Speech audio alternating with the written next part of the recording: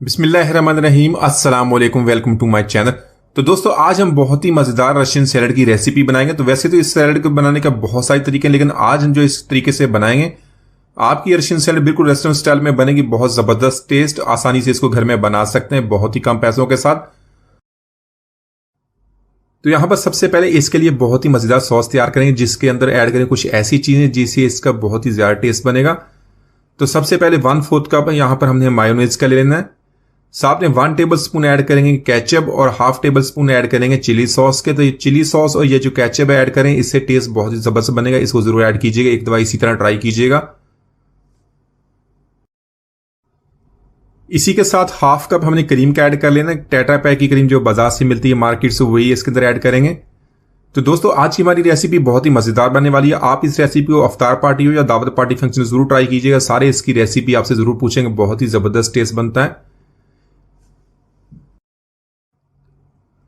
2 table spoon add करेंगे चीनी का पाउडर। इसको मैंने मिक्सी में डाल के अच्छी तरह ग्राइंड कर लिया था, इसका पाउडर बना लिया। ये इसके अंदर ऐड करेंगे। साथ में 1/2 टी-स्पून काली मिर्च का पाउडर और 1/2 टी-स्पून सफेद मिर्च का पाउडर। 1/4 टी-स्पून लेंगे नमक का अपने टेस्ट के मुताबिक। तो यहां पर इन सारी चीजों को बहुत ही अच्छी तरह मिक्स कर लेंगे। तो ये हमारी बहुत ही मजेदार सॉस तैयार हो गई। इसको एक तरफ रख लेंगे और बाकी का काम कर लेते हैं। तो वैसे तो रशियन सैलेड को बनाने के बहुत सारे तरीके हैं। यहां पर मैंने कुछ चीजें ली हैं जिसको हमने मिक्सिंग कर लेनी है। उबले हुए चने लिए, साथ में उबला हुआ लोबिया, साथ में लेंगे हमने मटर को हमने बॉईल कर लिया था, ये भी इसके अंदर ऐड करेंगे। साथ में ऐड करेंगे गाजर। इसको छोटे पीसीज में काट लिया, सब स्मॉल क्यूब्स में, और इसको इसी तरह हमने बॉईल कर लिया। बॉईल करने के बाद इसका पानी निकाल देंगे, वो भी इसके अंदर ऐड कर लेंगे। इसी के अलावा फ्रूट्स में हमने सेब लिया, सेब को भी इस तरह छोटे पीसेज में क्यूब्स में काट लेंगे, वो भी इसके अंदर ऐड करेंगे। इसके अलावा आप अपनी पसंद के मतलब कोई भी चीजें इसके अंदर ऐड कर सकते हैं, जरूरी नहीं आपने यही चीजें ऐड करनी है।